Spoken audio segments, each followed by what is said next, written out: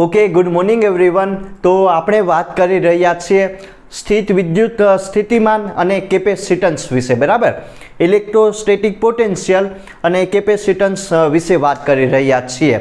તો જો આપણે નેક્સ્ટ લેક્ચરમાં જોઈ ગયા હતા કે જ્યારે કોઈ ડાયપોલ હોય એને બાહ્ય વિદ્યુત ક્ષેત્રમાં મૂકવામાં આવે તો એની સ્થિતિ ઉર્જા કેટલી હોય એ પણ આપણે ઇક્વેશન ડિરાઈવ કરી ગયા હતા. અને જો આજનો ટોપિક છે ડાઇલેક્ટ્રિક અને એનું ધ્રુવીભવન, બરાબર. ડાઇલેક્ટ્રિક ટાઈપનું એક મટીરિયલ આવશે અને ધ્રુવીભવન એટલે કે એનું પોલેરાઇઝેશન કઈ રીતનું થાય એના વિશે વાત કરવાની છે. શા માટે ડાઇલેક્ટ્રિક મટીરિયલનો આપણે યુઝ કરીએ એ પણ જોવાનું છે અને કેટલા ટાઈપના હોય આ મટીરિયલ એ પણ જોવાનું છે. તો પેલા સિમ્પલ આનું તમને થોડુંક ઇન્ટ્રોડક્શન આપી દઉં, બરાબર. તમે સાંભળેલું હશે કે સુવાહક અને અવાહક વિશે. સુવાહક જેને આપણે કંડક્ટર કહીએ છીએ, બરાબર, જેમાંથી વિદ્યુત પ્રવાહ આરામથી પસાર થઈ શકે. શા માટે સુવાહકમાંથી વિદ્યુત પ્રવાહ પસાર થાય? કેમ કે એમાં ફ્રી ઇલેક્ટ્રોન હોય, બરાબર ને, એ તમે લોકોએ સાંભળેલું હશે. ને અવાહક હોય એમાંથી વિદ્યુત પ્રવાહનું વહન શક્ય નથી. શા માટે ના શકે? કેમ કે એમાં જે ઇલેક્ટ્રોન હશે એ મુક્ત નહીં હોય, બરાબર ને, બંધન ઇલેક્ટ્રોન હશે, બાઉન્ડેડ ચાર્જ તમે સાંભળેલું હશે, બરાબર. આપણી પાસે બે ટાઈપના મટીરિયલ છે, સુવાહક અને બીજું ડાઇલેક્ટ્રિક હશે. ડાઇલેક્ટ્રિક એ કાંઈ નથી, એ અવાહક જ છે, બરાબર ને. જેની પ્રોપર્ટી હશે, ગુણધર્મ હશે એ અવાહક જેવું જ છે, બરાબર. તો એક તમને અહીંયા પ્રશ્ન થાય કે શા માટે આપણે અહીંયા ડાઇલેક્ટ્રિક મટીરિયલનો યુઝ કરીએ, શા માટે આ કંડક્ટરનો યુઝ નહીં કરતા, એનું પણ કારણ છે, બરાબર. એ તમને આગળ ખબર પડી જાય. તો હવે શું થાય કે પહેલાં તો તમે સાંભળો કે ધ્રુવીભવન કોને કહેવામાં આવે, એટલે કે પોલેરાઇઝેશન કોને કહેવામાં આવે.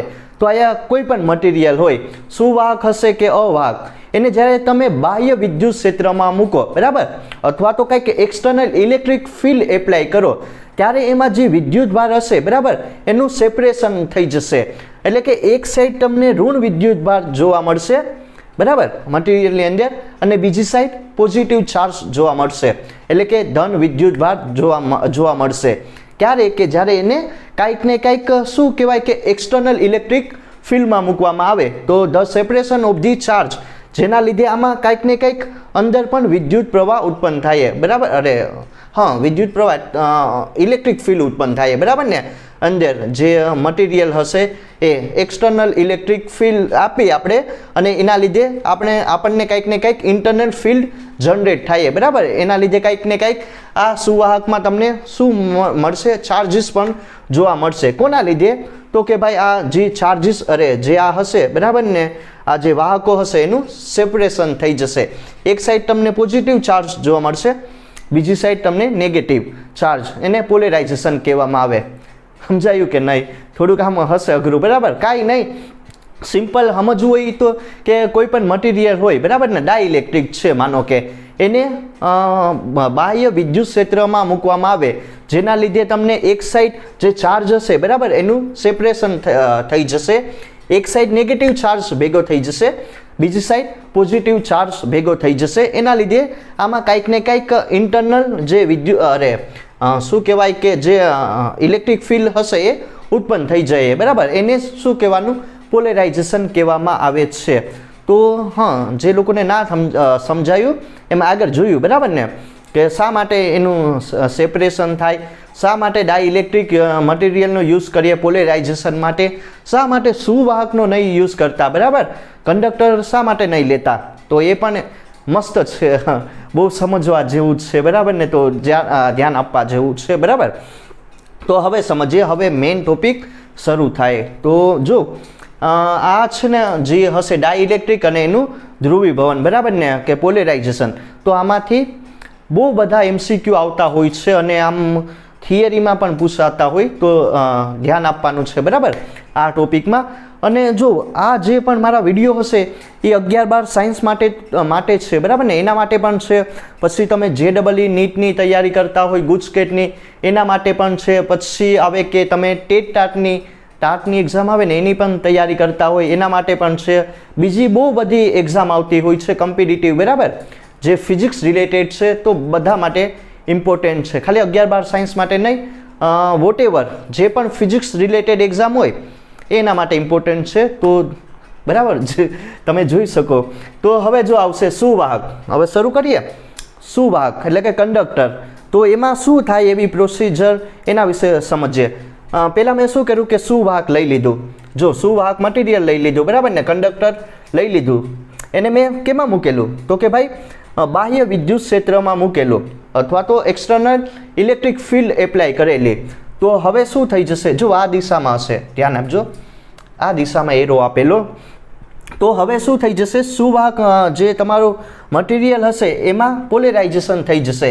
એક સાઈડ તમને નેગેટિવ ચાર્જ જોવા મળશે અને બીજી સાઈડ તમને જે ધન વિદ્યુતભાર હશે એ જોવા મળશે, બરાબર. હવે એના લીધે અહીંયા તમને જો વિરુદ્ધ દિશામાં ઇન્ટરનલ ઇલેક્ટ્રિક ફિલ્ડ જનરેટ થઈ, બરાબર ને. શું કહેવાય? આંતરિક વિદ્યુત ક્ષેત્ર ઉત્પન્ન થયું મટીરિયલની અંદર. જો આ દિશામાં મેં બાહ્ય વિદ્યુત ક્ષેત્ર આપ્યું અને એની વિરુદ્ધ દિશામાં સમાન મૂલ્યનું, બરાબર. એક વાત સમજવા જેવી છે કે જો બેના મૂલ્ય હશે એ સમાન હશે પણ એકબીજાની વિરુદ્ધ દિશામાં ઉત્પન્ન થાય. આ દિશામાં બાહ્ય વિદ્યુત ક્ષેત્ર આપેલું પણ જે એના લીધે જે પોલેરાઇઝેશન થયું એની વિરુદ્ધ દિશામાં થયું. પણ બંનેનું મૂલ્ય કેવું હશે? તો કે ભાઈ સમાન હશે, બરાબર ને. જો તો અહીંયા શું થઈ જશે? આ હશે એ તમારું E0 બાહ્ય વિદ્યુત ક્ષેત્ર હશે અને EIN, બરાબર, એ અંદરનું વિદ્યુત ક્ષેત્ર હશે. એક વાત અહીંયા સમજવા જેવી છે કે જો બંનેના મૂલ્ય કેવા હશે? બંને વિદ્યુત ક્ષેત્રના મૂલ્ય તો કે સમાન હશે પણ એ અલગ અલગ દિશામાં હશે. ધારો કે આનું 10 ન્યૂટન કુલમ હોય, બરાબર, ન્યૂટન કુલમ ઇન્વર્સ હોય તો આનું -10 ન્યૂટન કુલમ ઇન્વર્સ હશે. સમજાયું કે નહીં? બરાબર, વિરુદ્ધ દિશામાં હશે. તો અહીંયા કુલ વિદ્યુત ક્ષેત્રનું મૂલ્ય જે તમારું નેટ ઇલેક્ટ્રિક ફિલ્ડ હશે એનું મૂલ્ય કેટલું થઈ જશે? તો કે ભાઈ શૂન્ય થઈ ગયું. થઈ ગયું કે નહીં? બરાબર, કુલ વિદ્યુત ક્ષેત્ર શૂન્ય જોવા મળે. એના લીધે આમાં જે નેટ વિદ્યુત ક્ષેત્ર હશે એ તમને શૂન્ય જોવા મળશે. તો આમાં જે તમારું વિદ્યુત ક્ષેત્ર હશે એ શૂન્ય થઈ જશે, કુલ વિદ્યુત ક્ષેત્ર, બરાબર ને. અને સુવાહકમાં વિદ્યુત ભાર તરીકે વાહકો હોય છે, બરાબર ને, કે અહીંયા તમને જે હશે ફ્રી ચાર્જ જોવા મળશે એના લીધે આમાં કંઈક ને કંઈક વિદ્યુત પ્રવાહ જનરેટ થાય. એ તમે લોકોએ સાંભળેલું હશે, બરાબર. જો આ શા માટે મેં લખેલું? કેમ કે થિયરી જ છે, બરાબર ને. ઇક્વેશન આવે તો એ ડિરાઇવ કરી લઈએ પણ થિયરીમાં તમે ધ્યાન આપજો, બરાબર. આ તમે પોઈન્ટ લખી શકો, બહુ કામના છે એટલે મેં લખેલું, બરાબર. તો જો સુવાહક માટે બહારનું વિદ્યુત ક્ષેત્ર E0 છે અને અંદરનું કેટલું હશે? EIN હશે, બરાબર. બંનેના મૂલ્ય સમાન હશે પણ કુલ વિદ્યુત ક્ષેત્ર અહીંયા શૂન્ય બને છે, બરાબર ને. તો આ જે પણ બોલો એ તમને સમજાવી આપ્યું. હવે લઈએ, હવે મેન આવે. જો ડાઇલેક્ટ્રિક છે, મેન તો આ જ છે ને, બરાબર ને. ડાઇલેક્ટ્રિક અને એનું ધ્રુવીભવન. શા માટે? જો આ શા માટે યુઝ નહીં કરતા? શું કહેવાય? સુવાહક. કેમ કે એમાં કુલ તમારું વિદ્યુત ક્ષેત્ર શૂન્ય મળે પણ ડાઇલેક્ટ્રિક હશે એ થોડુંક આમ અલગ પ્રોપર્ટી ધરાવે. ડાઇલેક્ટ્રિક એટલે કાંઈ નહીં, બરાબર, ઇન્સ્યુલેટર ટાઈપનું મટીરિયલ હશે. શા માટે? એનો અલગ ગુણધર્મ જ છે, એની પ્રોપર્ટી છે, એના વિશે વાત કરીએ, બરાબર. તો ધ્યાન આપજો કે આમાં પણ અવાહક ટાઈપનું હશે અને આમાં બાઉન્ડેડ ચાર્જ હશે, બરાબર ને. એના લીધે આમાં કાંઈ વિદ્યુત પ્રવાહ પસાર ના થાય. એ તમે લોકોએ સાંભળેલું હશે, ઇન્સ્યુલેટર, બરાબર, રબર ટાઈપના હોય એ આવે. તો હવે જો અવાહક હશે, બરાબર, મેં એને પણ કેમાં મૂકવાનું છે? તમારે બાહ્ય વિદ્યુત ક્ષેત્રમાં મૂકવાનું છે. એક્સટર્નલ ઇલેક્ટ્રિક ફિલ્ડ એપ્લાય કરવાની છે E0, બરાબર. તો આમાં પણ પોલેરાઇઝેશન તો થાય જ ને. જો પહેલાં આવું ના હોય, બરાબર ને, આમ ચાર્જ હશે એનું સેપરેશન નહીં થયેલું હોય. પહેલાં તો એકબીજા આમ ભેગા હશે, એકબીજા પર સંપાત થયેલા હશે, એ જોયું, બરાબર. પણ હું આમાં બાહ્ય વિદ્યુત ક્ષેત્રમાં એને મૂકું એટલે શું થઈ જશે? તો કે ભાઈ એનું ચાર્જ હશે એનું સેપરેશન થઈ જશે. એક સાઈડ ઋણ વિદ્યુત ભાર આવશે, બીજી સાઈડ ધન વિદ્યુત ભાર, બરાબર ને. તો આ સાઈડ મૂકી દીધું, બરાબર, આ સાઈડ એપ્લાય કરો. તો હવે શું થઈ જશે કે આમાં પણ કંઈક ને કંઈક ઇન્ટરનલ ઇલેક્ટ્રિક ફિલ્ડ જનરેટ થાય કે નહીં? બરાબર, અંદરનું વિદ્યુત ક્ષેત્ર ઉત્પન્ન થાય કે નહીં? તો જો આ સાઈડ આપેલું, બરાબર, E0, અંદર કેટલું ઉત્પન્ન થયું? EIN.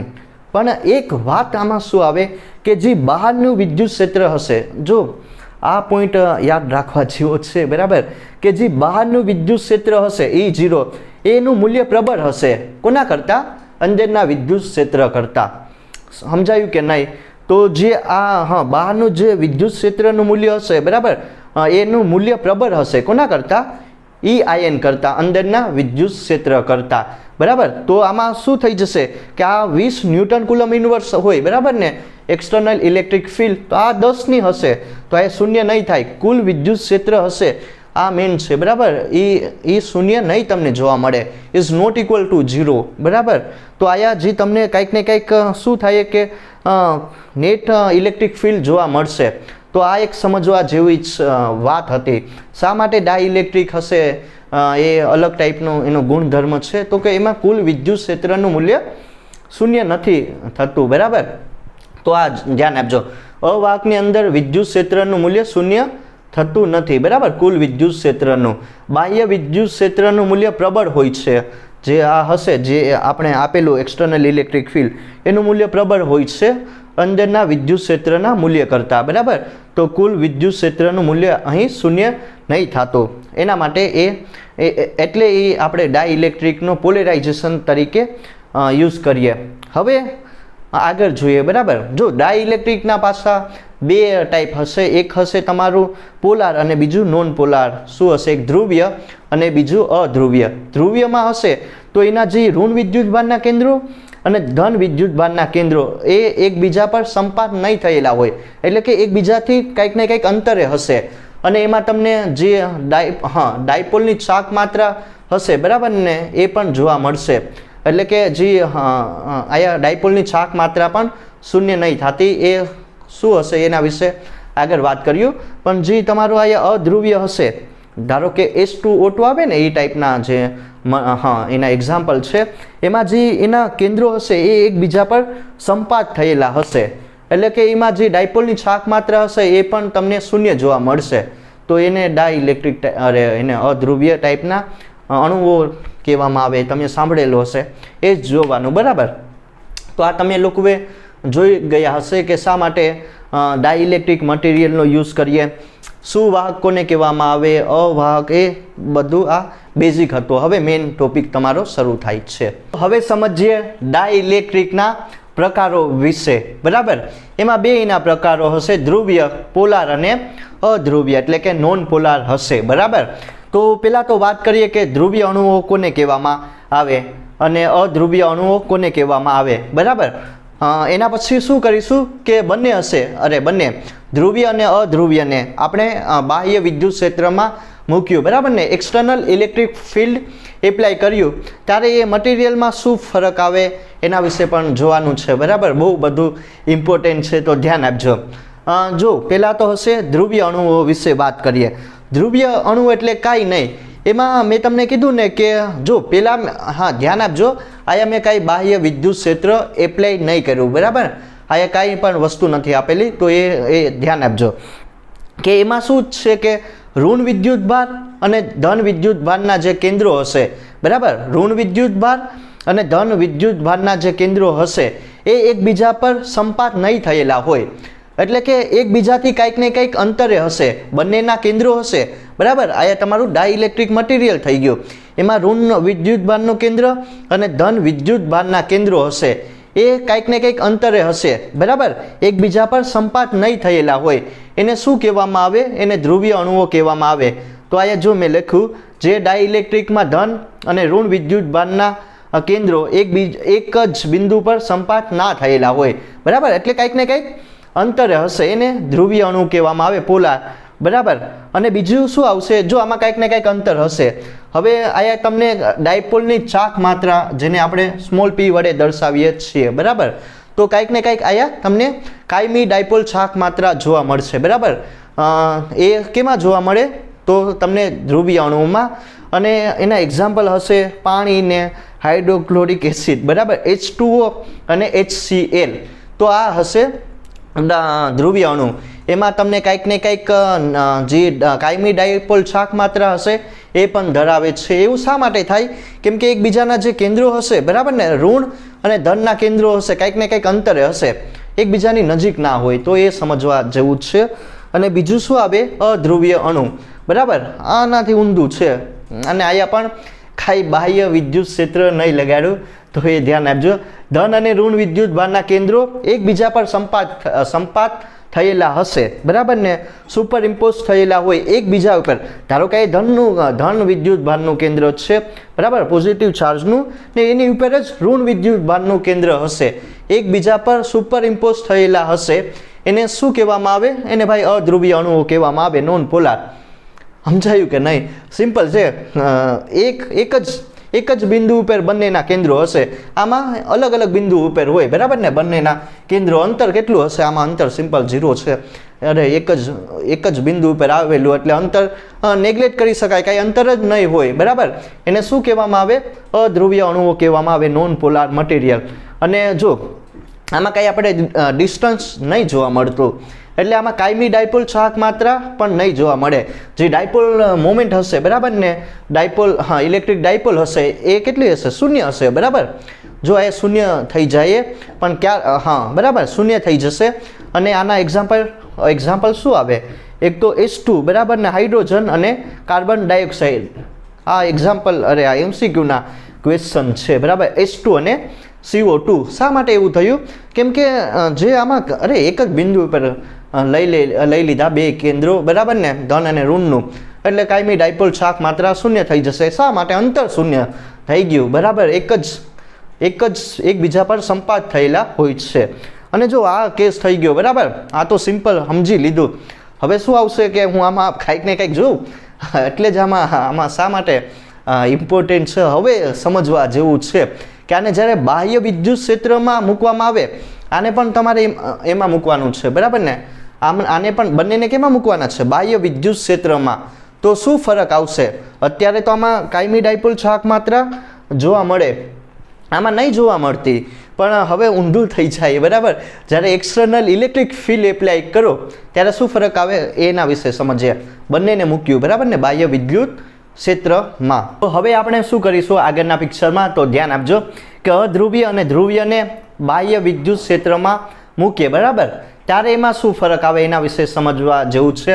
પહેલાં કોને મૂકીએ? પહેલાં અધ્રુવીય અણુને રાખીએ, બરાબર ને. એને કેમાં મૂકવાનું છે? બાહ્ય વિદ્યુત ક્ષેત્ર આપવાનું છે. તો હવે શું ફરક આવે એ સમજવા જેવું છે કે હા, બરાબર, કે અધ્રુવીય અને ધ્રુવીય અણુને અહીંયા ધ્રુવીય પણ રાખી દઈએ, બરાબર ને. ધ્રુવીય અણુ એટલે તમને વધારે ખ્યાલ આવશે. ધ્રુવીય અણુ, બરાબર, એને કેમાં મૂકવાનું છે? બાહ્ય વિદ્યુત ક્ષેત્રમાં મૂકવાના છે. તો ધ્યાન આપજો કે શું ફરક આવે એ જોવાનું છે. તો પહેલાં તો આપણને ખબર છે કે ભાઈ અધ્રુવીય એમાં શું હશે કે ઋણ વિદ્યુતભાર અને ધન વિદ્યુતભારના જે કેન્દ્રો હશે એ એકબીજા પર સંપાત થયેલા હોય, અને જે કાયમી ડાયપોલ ચાહક માત્રા હશે એનું મૂલ્ય કેટલું હશે? 0 હશે. એને અધ્રુવીય અણુઓ કહેવામાં આવે, બરાબર. નોન પોલાર H2O2 આવે કે નહીં? તો ધ્યાન આપજો. હવે શું થઈ જશે કે જો પહેલાં બે ફિગર બનાવવી પડશે, બરાબર ને. તો આ ટાઈપનું હશે, જો આ ટાઈપનું કંઈક લંબઘન હશે, બરાબર ને. આ ટાઈપનું કંઈક હશે, એમાં તમારે કાંઈ નહીં ભરી દેવાનું. આમાં તમારે શું ભરી દેવાનું છે? ડાઇલેક્ટ્રિક મટીરિયલ ભરી દેવાનું છે, જેમાં હા, ડાઇલેક્ટ્રિક પણ કયું મટીરિયલ? અધ્રુવીય અણુઓ વાળું, બરાબર ને. આ શું હશે? એની ડાયપોલ્સ હશે. આ શું હશે? તમારી ડાયપોલ્સ, બરાબર ને. ડાયપોલ્સ હશે આ તમારું. ને અહીંયા જો બાહ્ય વિદ્યુત ક્ષેત્ર કેટલું હશે? અહીંયા 0 હશે, એ ધ્યાન આપજો, બરાબર. તો આ તમારું અધ્રુવીય અણુ થઈ ગયું, બરાબર. અધ્રુવીય અણુ મેં આ ટાઈપના કંઈક લંબઘન હશે, બરાબર ને, એમાં ભરી દીધું. તો પહેલાં મેં અહીંયા બાહ્ય વિદ્યુત ક્ષેત્ર કેટલું રાખેલું? 0 રાખેલું. તો આપણને ખબર છે કે ધન અને ઋણ વિદ્યુત ભારના કેન્દ્રો, બરાબર, એકબીજા પર સંપાત થયેલા હશે. આ પેલી વસ્તુ આપણને ખ્યાલ છે. આ સિમ્પલ, હજી જો મેં કાંઈ કર્યું નથી, બરાબર. ધ્યાન આપજો શું ફરક આવીએ. ધન અને ઋણ વિદ્યુત ભારના કેન્દ્રો એકબીજા પર સંપાત થયેલા છે, બરાબર ને. અહીંયા જે બાહ્ય વિદ્યુત ક્ષેત્ર હશે એ કેટલું છે? તમારું 0 હશે. તો અહીંયા આપણને ખબર છે કે ડાયપોલ મોમેન્ટ હશે, જે ડાયપોલની ચાહક માત્રા એ કેટલી હશે? 0 હશે, બરાબર. પણ હવે કંઈક ને કંઈક આપણે ચેન્જ કરીએ, બરાબર, પિક્ચરમાં કંઈક ને કંઈક ચેન્જ લાવીએ તો શું થાય, ધ્યાન આપજો. હવે સમજવા જેવું છે, બરાબર ને. અત્યારે તો ખાલી આ જોઈ લીધું કે આમાં શું થાય. સિમ્પલ લંબઘન લેવાનો છે, આ ટાઈપનો એક ચોસલું લઈ લો, બરાબર, અને એમાં શું કાંઈ નહીં. જો હવે બાહ્ય વિદ્યુત ક્ષેત્ર આયા શૂન્ય નથી, બરાબર ને, કંઈક ને કંઈક આપવાનું છે, બરાબર, એક્સટર્નલ ઇલેક્ટ્રિક ફિલ્ડ આપવાનું, વોલ્ટેજ આપવાનો, બરાબર. તો શું આમાં ફરક આવશે? હવે ધ્યાન આપજો કે જો આ ડાયપોલ્સ, આ ટાઈપની ડાયપોલ્સ તો હશે જ ને. થઈ ગયું? હવે જોયા જેવું છે, બરાબર. તો જે ઋણ વિદ્યુતભાર અને ધન વિદ્યુતભારના જે કેન્દ્રો હશે, બરાબર, અથવા તો જે તમારો પોઝિટિવ ચાર્જ, બરાબર, ઋણ વિદ્યુતભાર અને ધન વિદ્યુતભાર, એ કંઈક ને કંઈક ડિસ્પ્લેસમેન્ટ થાય કે એનું નહીં, સેપરેશન થાય કે નહીં, સમજાયું કે નહીં? થઈ ગયું? કંઈ ફરક જોવા મળે કે તમને? બરાબર, કે આમાં જો એ જ મેન છે, એ જ ખાલી સમજવા જેવું છે. કોન્સેપ્ટ તમને સમજાવી આપું, થિયરી તમે તમારી જાતે લખી નાખજો, બરાબર. તો આમાં શું થઈ ગયું કે જ્યારે મેં બાહ્ય વિદ્યુત ક્ષેત્ર આપ્યું, બરાબર, એક્સટર્નલ ઇલેક્ટ્રિક ફિલ્ડ આપી, વોલ્ટેજ આપેલો, બરાબર, તો શું થયું કે ધન વિદ્યુતભાર અને ઋણ વિદ્યુતભાર હશે, બરાબર, પોઝિટિવ ચાર્જ અને નેગેટિવ ચાર્જ એના કેન્દ્રો હશે. એનું શું થઈ ગયું? એનું સેપરેશન થઈ ગયું, બરાબર, the separation of the charge. એક સાઈડ તમને ઋણ વિદ્યુતભાર જોવા મળશે અને બીજી સાઈડ તમને ધન વિદ્યુતભાર જોવા મળે. એવું શા માટે થયું? કેમ કે બાહ્ય વિદ્યુત ક્ષેત્ર લગાડવામાં આવ્યું. અથવા તો આમાં કહી શકાય કે આ જે હશે અધ્રુવીય અણુ, બરાબર, અધ્રુવીય અણુનું શું થઈ ગયું? તો કે પોલેરાઇઝેશન થઈ ગયું, બરાબર. મેં તમને સમજાવ્યું ને, સમજાવ્યું કે પોલેરાઇઝેશન એટલે કાંઈ નહીં, જે ચાર્જ હશે એનું શું થઈ જશે? સેપરેશન થઈ જશે, બરાબર. ડિસ્પ્લેસમેન્ટ આમાં તમને જોવા મળશે. એક સાઈડ નેગેટિવ ચાર્જ આવશે, બીજી સાઈડ પોઝિટિવ ચાર્જ આવશે. The separation of the charge, બરાબર, એને શું કહેવામાં આવે? પોલેરાઇઝેશન કહેવામાં આવે. તો આનું શું થઈ ગયું? જો ભાઈ ધ્યાન આપજો, અહીંયા પોલેરાઇઝેશન થઈ જશે, બરાબર. ધ્રુવીભવન, કે જ્યારે બાહ્ય વિદ્યુત ક્ષેત્ર લગાડવામાં આવે અધ્રુવીય અણુઓમાં, બરાબર, અથવા હા, કઈ રીતનું આપવાનું? કંઈક ને કંઈક, અરે વોલ્ટેજ આપી દેવાનું, બરાબર.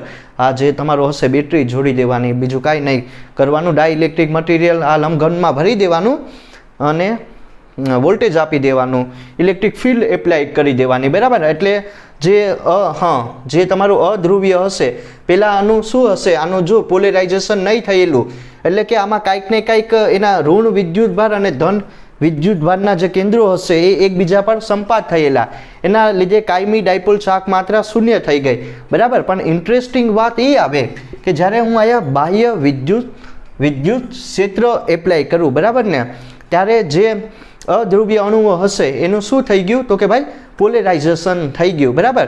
એક સાઈડ તમને ઋણ વિદ્યુતભાર જોવા મળશે, બીજી સાઈડ તમને ધન વિદ્યુતભાર જોવા મળે, એને પોલેરાઇઝેશન કહેવામાં આવે, બરાબર. તો હવે શું આમાં ફરક આવ્યો? બરાબર, એટલું તો મગજમારી કરી લીધી, બરાબર. તો આમાં તમને કાંઈક ને કાંઈક કાયમી ડાયપોલ ચાક માત્રા જોવા મળશે. આમાં તમને શૂન્ય જોવા મળતી, બરાબર. પણ જ્યારે બાહ્ય વિદ્યુત ક્ષેત્ર લગાડવામાં આવે તો કાયમી ડાયપોલ ચાક માત્રા જોવા મળે છે. તો આ ધ્યાન આપજો, કાયમી ડાયપોલ માત્રા શૂન્ય છે, બરાબર. ને જ્યારે બાહ્ય વિદ્યુત ક્ષેત્ર લગાડવામાં આવે કાયમી ડાયપોલ ચાક માત્રા ધરાવે છે. સિમ્પલ સમજાયું કે નહીં? તો એટલું વસ્તુ છે સમજવા જેવી. તો આ ફરક છે કે જ્યારે એક્સટર્નલ ઇલેક્ટ્રિક ફિલ્ડ એપ્લાય કરવામાં આવે અધ્રુવીય અણુમાં, એનું જેથી એનું પોલેરાઇઝેશન થઈ જાય, એટલે એના લીધે આમાં કાંઈક ને કાંઈક કાયમી ડાયપોલ ચાક માત્રા જોવા મળશે. જો આની પણ કાંઈક હશે, P1 P2, બરાબર ને, અલગ અલગ ડાયપોલ છે કે, બરાબર, P3 Pn. કુલ જોતી હોય તો કાંઈ નહીં, સિમ્પલ સરવાળો કરી નાખો, બધાને ભેગા કરી દો, બરાબર. 1 2 3 4 હોય તો બધાનો સરવાળો કરીને તમને નેટ ડાયપોલ મોમેન્ટ જોવા મળશે. તો આ છે તમારું અધ્રુવીય અણુઓ. સમજાયું કે નહીં?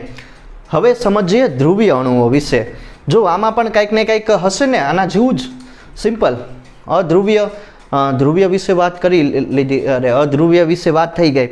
હવે ધ્રુવીય વિશે વાત કરીએ, બરાબર ને, પોલાર વિશે. એમાં શું ફરક આવશે એ સમજવા જેવું છે. જો એક આમાં પણ પહેલાં શું કરવાનું છે, આ શૂન્ય લઈ લો, બરાબર. બાહ્ય વિદ્યુત ક્ષેત્ર મેં શૂન્ય લઈ લીધું. તો જો આ ટાઈપનું રેન્ડમલી ગોઠવાયેલા હશે. આયા ઋણ ધન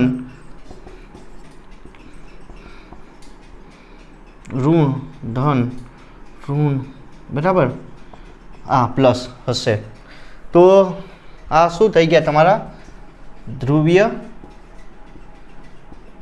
અણુ થઈ ગયા.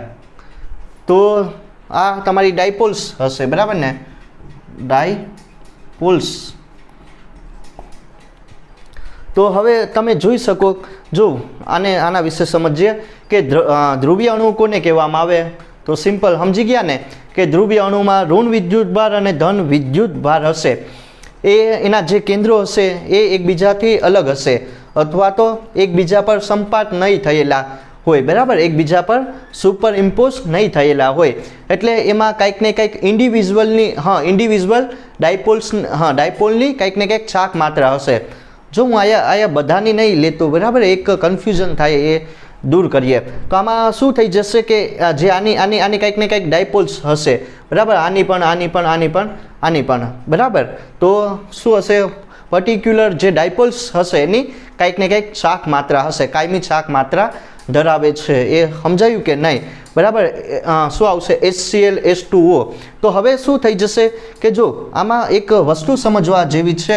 અત્યારે મેં આમાં બાહ્ય વિદ્યુત ક્ષેત્ર કાંઈ નહીં લગાડ્યો, બરાબર, શૂન્ય જ છે, કાંઈ નહીં, આમાં કાંઈ વોલ્ટેજ નહીં આપેલો. તો ધ્યાન આપજો. તો જે શું થઈ જશે કે ધ્રુવીય અણુ આપણને ખબર છે કે ભાઈ ધ્રુવીય અણુ કાયમી ડાયપોલ ચાક માત્રા ધરાવે છે. સમજાયું કે નહીં? કેમ કે ભાઈ ધ્રુવીય અણુમાં કાયમી ડાયપોલની ચાક માત્રા હોય છે, બરાબર. પણ કોની કે ઇન્ડિવિઝ્યુઅલ ડાયપોલ્સની, બરાબર. આની પણ કંઈક ને કંઈક ડાયપોલ ચાક માત્રા હશે, P1 હશે, P2, આની પણ હવે એક શું આવશે કે એક વસ્તુ સમજવા જેવી છે. જો કઈ રીતનું આમાં કન્ફ્યુઝન થાય, ધ્યાન આપજો, MCQમાં પણ થઈ શકે કે આ બધાની ડાયપોલ મોમેન્ટ હું ભેગી કરી દઉં, બરાબર. ડાયપોલની ચાક માત્રા આની પણ ભેગી કરી દઉં, આ ડાયપોલની પણ, આની પણ, કુલ ડાયપોલ ચાક માત્રા. અત્યારે મેં જો આને કંઈ નહીં મૂકેલું, બરાબર, એ ધ્યાન આપજો. એક્સટર્નલ ઇલેક્ટ્રિક ફિલ્ડ નહીં એપ્લાય કરેલી, ત્યારે કુલ ડાયપોલ ચાક માત્રા કેટલી થઈ જશે? કુલ ડાયપોલ ચાક માત્રા કેટલી થઈ જાય? શૂન્ય થઈ જાય. શા માટે શૂન્ય થઈ જાય? કેમ કે જો આ બધા રેન્ડમલી ગોઠવાયેલા છે. દેખાય ને, આયા મેં એકદમ એક લાઇનમાં લીધેલા, સમજાય, એક લાઇનમાં હશે. પણ આયા જે ડાયપોલ્સ હશે, જ્યારે તમે આ ટાઈપનું છોસલું હશે લંબઘનનું, એમાં ધ્રુવીય અણુ ભરી દો તો એના જે ડાયપોલ્સ હશે એ રેન્ડમલી, બરાબર, અસ્તવ્યસ્ત ગોઠવાયેલા હશે. અસ્તવ્યસ્ત ગોઠવાયેલા હશે રેન્ડમલી. તો જેના લીધે ટોટલ ડાયપોલ્સ ચાક માત્રા આવશે, બરાબર. નેટ ડાયપોલ્સ એ કેટલી થઈ જશે? કુલ ડાયપોલની ચાક માત્રા એ શૂન્ય જોવા મળશે, બરાબર. અહીંયા શું થઈ જશે?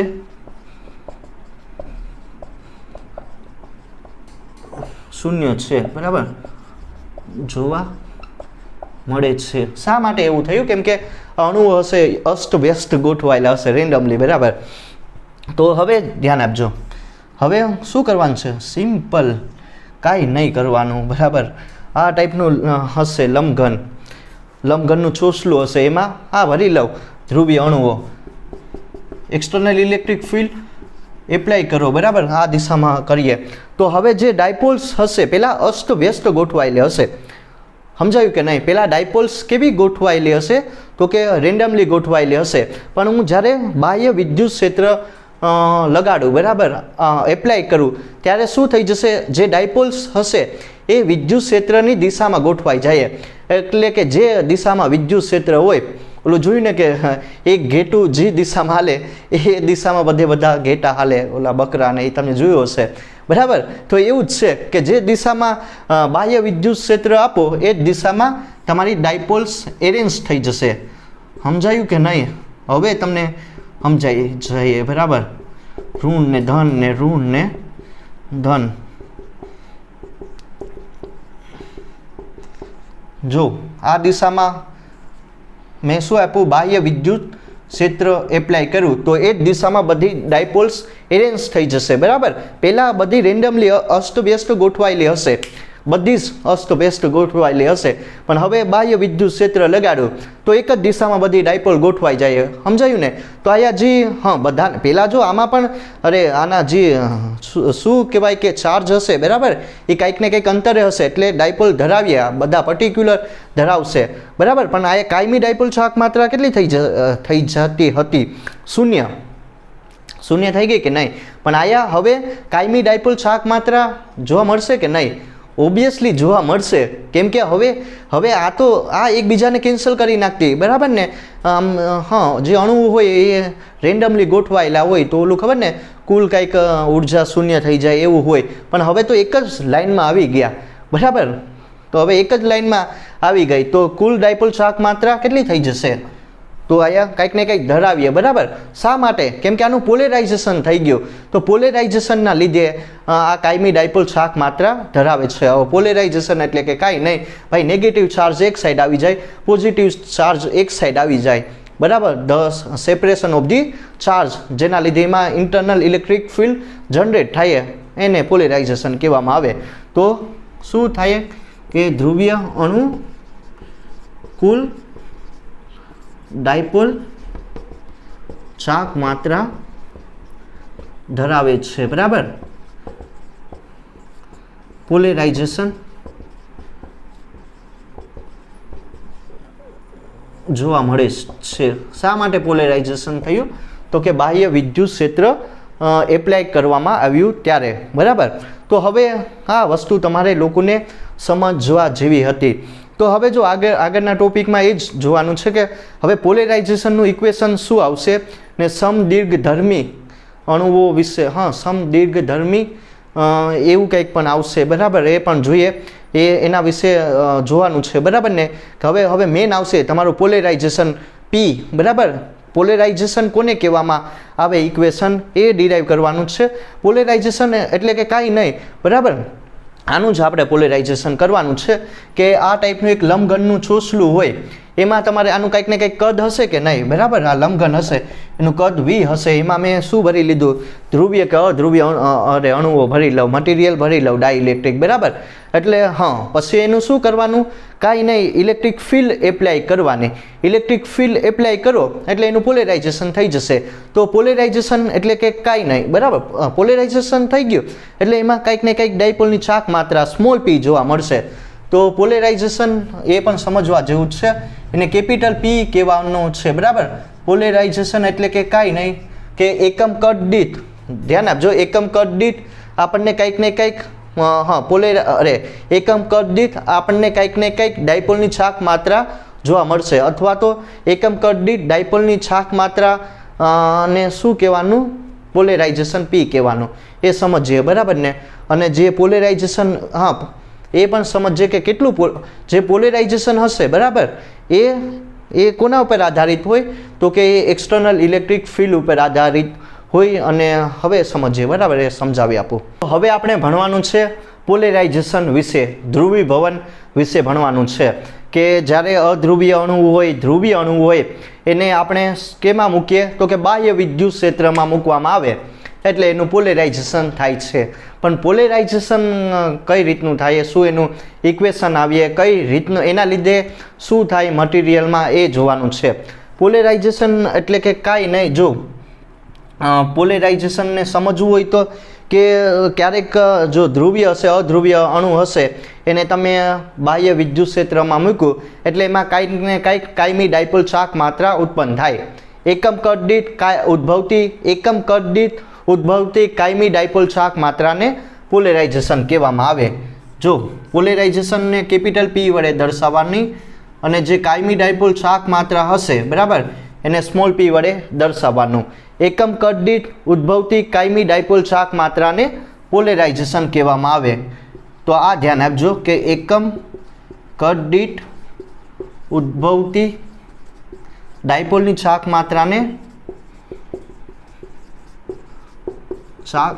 માત્રાને પોલેરાઇઝેશન કહે છે. બરાબર કે એકમ કદ દીઠ આપણને કંઈક ને કંઈક એકમ કદ દીઠ શું થઈ જશે કે જે તમારું ધ્રુવીય હશે અધ્રુવીય અણુ હશે એનું પોલેરાઇઝેશન થાય, જેના લીધે એમાં કંઈક ને કંઈક કાયમી ડાયપોલ ચાક માત્રા ઉત્પન્ન થાય છે. આ વસ્તુ તમને સમજાય કે નહીં કે પોલેરાઇઝેશન કોને કહેવામાં આવે. હવે છે ને આ ટાઈપનું એક હશે રેખીય સમ દીર્ઘ ધર્મી ડાઇલેક્ટ્રિક માટે બરાબર ને. હવે છે ને જો રેખીય સમ દીર્ઘધર્મી ડાઇલેક્ટ્રિક ટાઈપનું મટીરિયલ હશે એના માટે જે પોલેરાઇઝેશન હશે એ કોના પર આધાર રાખે. બરાબર હવે મેં તમને કીધું કે જ્યારે બાહ્ય વિદ્યુત ક્ષેત્ર એપ્લાય કરવામાં આવે ત્યારે જે મટીરિયલ હશે એનું પોલેરાઇઝેશન થાય, પણ એ કોના ઉપર આધારિત હોય કે પોલેરાઇઝેશન હશે. બરાબર ને એ તમારું વિદ્યુત ક્ષેત્ર પર આધારિત હશે. બરાબર જેટલું વિદ્યુત ક્ષેત્ર એપ્લાય કરવામાં આવે એટલું જ તમારું મટીરિયલનું એકમ કદ દીઠ પોલેરાઇઝેશન થાય. બરાબર તો આ ઇક્વેશન ધ્યાન આપજો કે polarisation A proportional to electric field હશે. બરાબર તો એ ધ્યાન આપજો કે જેટલું તમે વોલ્ટેજ એપ્લાય કરો એટલું જ મટીરિયલનું પોલેરાઇઝેશન થાય. આ કાઢી નાખો પ્રોપોર્શનાલિટી સાઇન, એના જગ્યાએ એક શું લઈ લો સસેપ્ટિબિલિટી લઈ લો. બરાબર તો આ થઈ ગયું તમારું બીજું મેઇન ઇક્વેશન. તો જો પોલેરાઇઝેશન એ કોના ઉપર આધારિત હશે પ્રોપોર્શનલ ટુ E. બરાબર ને ઇલેક્ટ્રિક ફિલ્ડ કે જેટલું ઇલેક્ટ્રિક ફિલ્ડ એટલું જ એનું પોલેરાઇઝેશન, અને જે આ કાઈ E હશે એ તમારી ડાઇલેક્ટ્રિક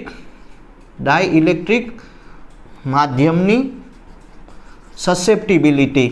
ધ્યાન આપજો સસેપ્ટી એમાં જ લખાય ને સસેપ્ટિબિલિટી. બરાબર થોડુંક તમે જોઈ લેજો કે ડાઇલેક્ટ્રિક માધ્યમની સસેપ્ટિબિલિટી તો કાંઈ હશે. બરાબર એનું મૂલ્ય પણ કંઈક ને કંઈક હશે, પણ આ મેઇન ઇક્વેશન છે આ ને આ પોલેરાઇઝેશન વાળું ઇક્વેશન. તો આ એક છે. બરાબર ને કે પોલેરાઇઝેશન કોને કહેવામાં આવે તો એકમ કદ દીઠ ઉદ્ભવતી ડાયપોલની ચાક માત્રાને પોલેરાઇઝેશન કહેવામાં આવે છે. અને પોલેરાઇઝેશન એ કોના પર આધારિત હશે તો કે ભાઈ તમારી ઇલેક્ટ્રિક ફિલ્ડ પર. અને આ પ્રોપોર્શનાલિટી સાઇન કાઢો એની જગ્યાએ તમે આ કોન્સ્ટન્ટ લઈ લો જે હશે ડાઇલેક્ટ્રિક માધ્યમની સસેપ્ટિબિલિટી. બરાબર એટલી વસ્તુ તમને લોકોને સમજ પડી ગઈ હશે. હવે હું શું કરીશ, જો આ ટાઈપનું એક શું હશે ધ્યાન આપજો, આ એક નાનો એવો કોન્સેપ્ટ આવે એ સમજવા જેવો છે. આ ટાઈપનું કંઈક ને કંઈક લંબઘનનું છોસલું હશે. બરાબર તો થોડુંક લંબઘનનું છોસલું. બરાબર લંબઘનનું છોસલું હશે. આ ટાઈપનું એક લંબઘન હશે. હવે એમાં મેં શું ભરી દીધું ડાઇલેક્ટ્રિક મટીરિયલ ભરી દીધું. બરાબર ને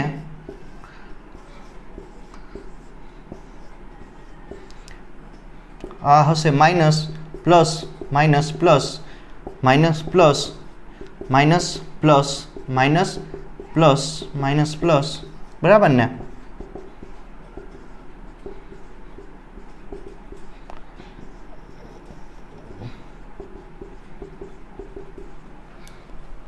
જો કાંઈ નહીં એક લંબઘનનું છોસલું હશે એમાં મેં ડાઇલેક્ટ્રિક મટીરિયલ ભરી દીધું. બરાબર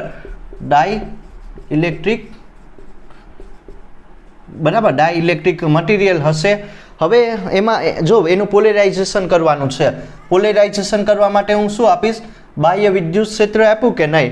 જો એક લંબઘનનું છોસલું લીધું એમાં મેં ડાઇલેક્ટ્રિક મટીરિયલ ભરી દીધું અને એનું મારે શું કરવાનું છે તો કે ભાઈ પોલેરાઇઝેશન કરવાનું છે. હવે પોલેરાઇઝેશન આ થઈ ગયું કે નહીં. બરાબર ને પોલેરાઇઝેશન થઈ જશે. પોલેરાઇઝેશન એટલે કે કાંઈ નહીં એકમ કદ દીઠ આના કંઈક ને કંઈક હશે. બરાબર આનું કદ હશે V જેટલું. તો એકમ કદ દીઠ આ ડાયપોલની ચાક માત્રાને પોલેરાઇઝેશન કહેવામાં આવે. બરાબર હવે હું શું કરીશ કે જો એક વસ્તુ આમાં સમજવા જેવી છે. બરાબર કે જ્યારે આનું પોલેરાઇઝેશન કરવામાં આવે તો આમાં કાયમી ડાયપોલ ચાક માત્રા ઉત્પન્ન થાય છે. આની અંદર કાયમી ડાયપોલ ચાક માત્રા ઉત્પન્ન થાય કે નહીં. બરાબર ને સ્મોલ p જેટલી. હવે શું થઈ જશે કે જો આમાં જે વિદ્યુત ભાર હશે હવે સમજવા જેવું છે. આના માટે તમે ધ્યાન આપજો કે ડાયપોલ્સની અંદર કંઈક ને કંઈક વિદ્યુત ભાર રહેલો હશે, બરાબર. તો આ વસ્તુ એક ધ્યાન આપજો કે જો ડાયપોલ્સ હશે, બરાબર, એની અંદર કંઈક ને કંઈક તમને વિદ્યુત ભાર જોવા મળશે. પણ જ્યારે આનું પોલેરાઇઝેશન કરવામાં આવે, બરાબર, પણ જ્યારે આનું પોલેરાઇઝેશન કરવામાં આવે ત્યારે તમને જે કુલ વિદ્યુત ભારનું મૂલ્ય કેટલું આયા જોવા મળશે તો કે 0 થઈ જશે, બરાબર. જો કુલ વિદ્યુત ભારનું મૂલ્ય ડાયપોલ્સની અંદર કે જ્યારે આ ડાઇલેક્ટ્રિક મટીરિયલ હશે એનું પોલેરાઇઝેશન કરવામાં આવે ત્યારે કુલ વિદ્યુત ભારનું મૂલ્ય ડાયપોલ્સની અંદર કેટલું થઈ જશે? 0 થઈ જશે, બરાબર. અહીં કુલ વિદ્યુત ભાર મૂલ્ય 0 જોવા મળે છે, બરાબર. કે ડાયપોલ્સની અંદર કુલ વિદ્યુત ભારનું મૂલ્ય કેટલું થઈ ગયું? 0 થઈ જશે, બરાબર. પણ મેં શું કર્યું? આનું પોલેરાઇઝેશન કર્યું, બરાબર. હવે પોલેરાઇઝેશન થાય એટલે કે શું થઈ જશે કે કંઈક ને કંઈક ચાર્જ હશે એનું સેપરેશન થઈ જશે, બરાબર. સેપરેશન થઈ ગયું કે નહીં? એક સાઈડ તમને નેગેટિવ ચાર્જ જોવા મળશે અને બીજી સાઈડ પોઝિટિવ ચાર્જ જોવા મળશે. તો એના લીધે એમાં શું ઉત્પન્ન થાય તો કે ઇન્ટરનલ ઇલેક્ટ્રિક ફિલ્ડ જોવા મળશે કે નહીં, બરાબર. આની અંદર શું જોવા મળશે કે હા, ઇન્ટરનલ ઇલેક્ટ્રિક ફિલ્ડ. પહેલાં જે વસ્તુ ભણી ગયા ને એ જ છે, બરાબર ને, કે જ્યારે બાહ્ય વિદ્યુત ક્ષેત્ર લગાડવામાં આવે એટલે હા કુલ વિદ્યુત ભારનું મૂલ્ય 0 જોવા મળે છે, બરાબર. પણ જ્યારે બાહ્ય વિદ્યુત ક્ષેત્ર લગાડવામાં આવે એટલે કે આનું પોલેરાઇઝેશન થાય અને એના લીધે એની અંદર ઇન્ટરનલ ઇલેક્ટ્રિક ફિલ્ડ જોવા મળશે, બરાબર. ઇન્ટરનલ ઇલેક્ટ્રિક ફિલ્ડ આની અંદર જોવા મળશે. તો હવે શું થઈ જશે કે જો આમાં કંઈક ને કંઈક જે ચાર્જ હશે, બરાબર, જે આમાં કંઈક ને કંઈક શું ઉત્પન્ન થાય તો કે ભાઈ જે ચાર્જ હશે, જે વિદ્યુત ભારની ઘનતા વિદ્યુત ભારની પુષ્પ ઘનતા એ તમને જોવા મળશે. એ ક્યાં જોવા મળશે?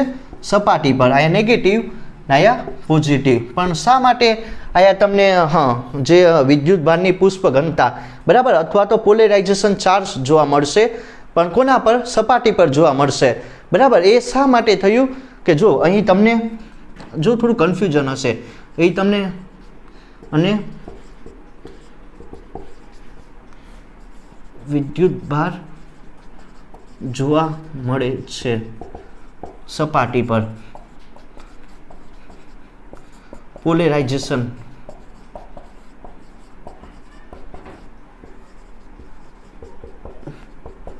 જોવા મળે છે, બરાબર. જો શું થયું? આ બધું કન્ફ્યુઝન થઈ ગયેલું હશે. ફરીથી આને સમજી લે કે મેં શું કર્યું? એક ડાઇલેક્ટ્રિક મટીરિયલ લઈ લીધું, બરાબર, એને લંબઘનમાં ભરી નાખ્યું અને એને બાહ્ય વિદ્યુત ક્ષેત્રમાં મૂકી દીધું. હવે બાહ્ય વિદ્યુત ક્ષેત્ર લગાડવામાં આવે, બરાબર, એટલે આમાં શું ઉત્પન્ન થાય? કાયમી ડાયપોલ શાક માત્રા ઉત્પન્ન થાય, બરાબર ને. અથવા તો આ મટીરિયલનું શું થઈ જશે તો કે ભાઈ પોલેરાઇઝેશન જોવા મળશે. હવે પોલેરાઇઝેશન થાય એટલે કે એક સાઈડ નેગેટિવ ચાર્જ જોવા મળશે અને બીજી સાઈડ તમને પોઝિટિવ ચાર્જ જોવા મળશે.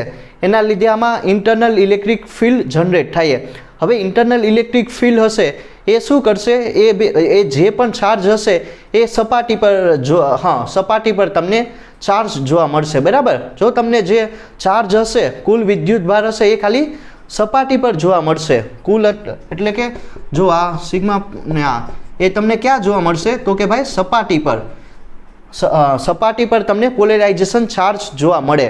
પણ જે કુલ વિદ્યુત ભાર હશે, બરાબર, અંદર એનું મૂલ્ય કેટલું થઈ જશે? 0 જોવા મળશે, બરાબર. અંદર એનું મૂલ્ય 0 જોવા મળે છે. કાંઈ વસ્તુ ના સમજાઈ હોય ને તો એટલી વસ્તુ સમજવાની છે કે આમાં જે તમને જે ચાર્જ હશે, બરાબર, પોલેરાઇઝેશન ચાર્જ એ ખાલી સપાટી પર જોવા મળે છે, પણ અંદર કુલ વિદ્યુત ભારનું મૂલ્ય કેટલું થઈ જશે? 0 થઈ જશે, બરાબર. અંદર કોઈ પણ આ ડાયપોલ્સની અંદર વિદ્યુત ભાર નહીં હોય. ખાલી જે વિદ્યુત ભાર હશે એ ક્યાં હશે? ખાલી સપાટી પર.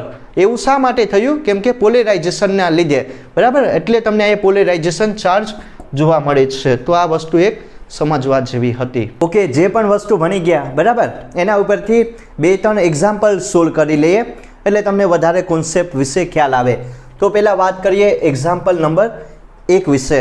જો આ ટાઈપના બહુ બધા એક્ઝામ્પલ JEE નીટ, ગુજકેટ, ટાટની એક્ઝામમાં આવતા હોય છે 11-12 સાયન્સની એક્ઝામ માટે, તો ધ્યાન આપજો, બરાબર. કોન્સેપ્ટ સમજવો જરૂરી છે. તો આમાં હું શું કરીશ, એક વિદ્યુત ભાર લઈશ, ક્યુ જેટલો વિદ્યુત ભાર લેવાનો છે, બરાબર ને. ઇલેક્ટ્રિક ચાર્જ એનું દળ કેટલું રાખવાનું છે, તો કે ભાઈ એમ જેટલું રાખવાનું છે અને એને મુક્ત પતન કરાવવાનું છે, બરાબર. એક વિદ્યુત ભાર લીધો ક્યુ જેટલો, એનું દળ હશે એમ જેટલું અને એને મુક્ત પતન કરાવવાનો છે એક્સટર્નલ ઇલેક્ટ્રિક ફિલ્ડમાં અથવા તો ઇલેક્ટ્રિક ફિલ્ડમાં આને મુક્ત પતન કરાવવાનો ક્યુ જેટલા વિદ્યુત ભારને, બરાબર. એટલે કંઈક ને કંઈક એ શું કરશે, તો કે ભાઈ ગતિ કરશે. હવે એ ગતિ કરે તો એની ગતિ ઉર્જા કેટલી હોય કે એ મારે ફાઇન્ડ આઉટ કરવાની છે. સમજાયું કે નહીં. ઇલેક્ટ્રિક ફિલ્ડમાં તમારે વિદ્યુત ભારને મુક્ત પતન કરાવવાનો છે એમ જેટલું એનું દળ હશે. તો હવે એ પ્રવેગિત થાય, બરાબર ને. આ કંઈક ને કંઈક પ્રવેગ પકડશે એટલે એની શું કહેવાય કે કાઇનેટિક એનર્જી કેટલી આવે એ મારે ગોતવાની છે. તો જો પહેલાં તો આપણને ખબર છે કે ગતિ ઉર્જા એટલે હાફ mv². આમાં કેટલી વસ્તુ ગોતવાની છે, v ગોતવાની છે. તો આપણને આ ઇક્વેશન તો ખબર જ હોવું જોઈએ, બરાબર ને. v = v0 at. સિમ્પલ. આ ઇક્વેશન 11મા ધોરણના. હવે આમાં જો પેલો આનો વેગ કેટલો હશે, પ્રારંભિક વેગ એ શૂન્ય થઈ જાય કે નહીં, તો આ ઇક્વેશન શું આવશે, at, બરાબર ને. v0 નું મૂલ્ય શૂન્ય. હવે આમાં મારે શું ગોતવાનું છે કે જો v = at. હવે પ્રવેગ મારે આમાં ફાઇન્ડ આઉટ કરવાનો છે. પ્રવેગનું વેલ્યુ મળી જાય એટલે એના પરથી આ વેલ્યુમાં મૂકી દેવાનું વેગની. હવે આપણને ખબર કે આ હશે, બરાબર ને. આના પર કંઈક ને કંઈક f જેટલું ન્યૂટન બળ લાગશે, બરાબર ને. ન્યૂટનનો બીજો નિયમ છે કે આ નહીં, બરાબર. f = ma જેટલું આના પર કંઈક ને કંઈક બળ લાગશે. હવે એક વસ્તુ આપણને ખબર કે f એટલે કે શું થઈ જાય, આ ઇક્વેશન ખબર ને કે ઇલેક્ટ્રિક ફિલ્ડનું ઇક્વેશન કે q પર f જેટલું બળ લાગે, બરાબર ને. તો અહીંયા શું આવીએ, q e m a બળ, આ બળનું ઇક્વેશન, બરાબર. f = ma ને બળની જગ્યાએ મેં શું મૂકી દીધું, કુલંબિક બળની જગ્યાએ ઇલેક્ટ્રિક ફિલ્ડ અને વિદ્યુત ભાર. આ ઇક્વેશન ખબર. હવે આમાંથી પ્રવેગનું વેલ્યુ ગોતી શકાય કે નહીં, QE/m કરો તો મેં પ્રવેગનું મૂલ્ય આના ઉપરથી ફાઇન્ડ આઉટ કરી લીધું. હવે હું શું કરીશ, v એમને એમ રાખો, બરાબર. એની જગ્યાએ QE/m ને t એમને એમ. તો એટલું મને વેગનું મૂલ્ય મળી ગયું, બરાબર. તો કાંઈ નહીં, એકદમ સિમ્પલ છે. f = ma, એફની જગ્યાએ બળની જગ્યાએ આ ઇલેક્ટ્રિક ફિલ્ડવાળું ઇક્વેશન મૂકી દીધું. એના ઉપરથી મેં પ્રવેગ ગોતી લીધો, બરાબર. અને પ્રવેગની વેલ્યુ આ ઇક્વેશનમાં મૂકી દીધી, ઇક્વેશન નંબર 1માં, બરાબર. આ ઇક્વેશન નંબર 2. હવે ઇક્વેશન નંબર 2 ને કેમાં મૂકવાનું છે, આ વેગ મેઇન ઇક્વેશનમાં, બરાબર. કાઇનેટિક એનર્જીવાળા ઇક્વેશનમાં મૂકો તો કે હાફ m vની જગ્યાએ શું આવશે, તો જો QE/m ને t એનો હોલ સ્ક્વેર થઈ જાય કે નહીં, બરાબર. મેઇન કાઇનેટિક વાળા ઇક્વેશનમાં મૂકી દીધું. હાફ m q² e²/m² ને t². સેપરેટ આપી દઉં બધાને સ્ક્વેર, જે કેન્સલ થાય એ કરો. આ એક m કેન્સલ તો શું બનીએ, તો જો k² e² t² 2m. તો આ તમારું કાઇનેટિક એનર્જીનું ઇક્વેશન બની ગયું. બહુ સારું એવું અને ઇમ્પોર્ટન્ટ ઇક્વેશન છે, બરાબર. તો એટલી કાઇનેટિક એનર્જી હોય કે જ્યારે એક્સટર્નલ ઇલેક્ટ્રિક ફિલ્ડમાં કોઈ પણ પાર્ટિકલ હશે જેનો વિદ્યુત ભાર q હશે એને મુક્ત પતન કરાવવામાં આવે, પ્રવેગિત કરાવવામાં આવે તો કાઇનેટિક એનર્જી એટલી મળે q² e² t²/2m જેટલું. તો આ એક મેઇન ઇક્વેશન બની ગયું. તો હવે વાત કરીએ એક્ઝામ્પલ નંબર 2 વિશે. આ પણ બહુ એકદમ સારું એવું એક્ઝામ્પલ છે, તો આ ધ્યાનથી તમારે જોવાનું છે, બરાબર. એક તમારે વિદ્યુત ભાર ધારિત ગોળો લેવાનો છે, બરાબર ને. એક મેં ગોળો લઈ લીધો વિદ્યુત ભાર ધારિત, બરાબર.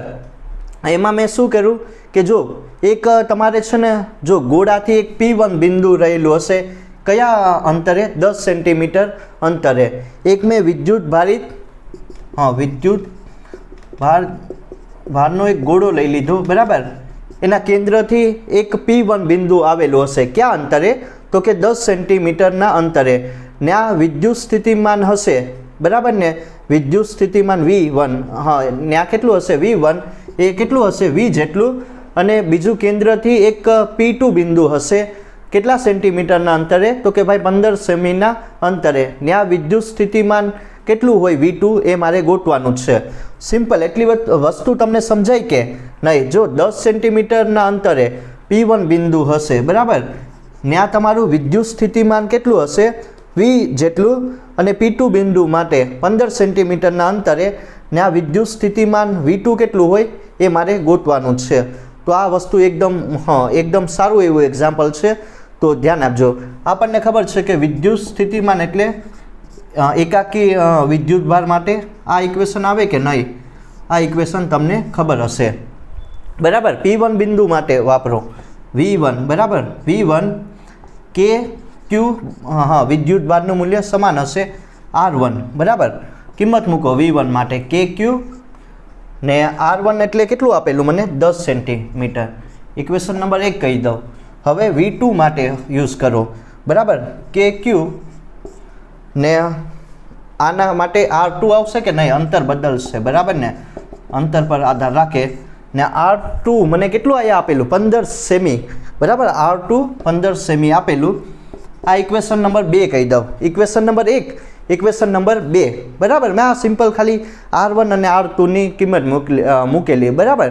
કેમ કે જે વિદ્યુત સ્થિતિમાન હશે એ અંતર પર આધારિત હશે કે નહીં? બરાબર, અંતરના વ્યસ્ત પ્રમાણ પર આધાર રાખે. KQ તો બંને સમાન હશે. તો V2 બાય V1 કરો. જો V2 બાય V1 કરો, બરાબર, તો જો આ શું KQ તો બંનેમાં સમાન હશે કે નહીં? બરાબર, KQ બંનેમાં સમાન, તો V2 બાય V1 કર્યા તો જો V2 15 ને છેદનો છેદ ક્યાં હોઈ જશે? અંશમાં, બરાબર. તો 5 દુ 10 કામ થઈ જાય, ને 5 તેરી 15, તો V2, બરાબર, V2 2 બાય 3 ને V1 આ સાઈડ લઈ જાઓ, એની કિંમત કેટલી છે? V જેટલી. V2 is equal to 2 by 3 V જેટલું, બરાબર. જો સિમ્પલ, એટલું સમજાયું કે નહીં? કાંઈ નથી કરવાનું, એકદમ સિમ્પલ એક્ઝામ્પલ છે કે R1 10 સેન્ટીમીટરના અંતરે વિદ્યુત સ્થિતિમાનનો તફાવત V હોય, તો 15 સેન્ટીમીટરના અંતરે કેટલું એ તફાવત મળે? તો કે ભાઈ 2 બાય 3 V જેટલો, બરાબર. તો આ મને V2ની કિંમત મળી ગઈ. Simple example. તો આ ટાઈપના એક્ઝામ્પલ એક્ઝામમાં આવતા હોય છે, તો ધ્યાન આપજો.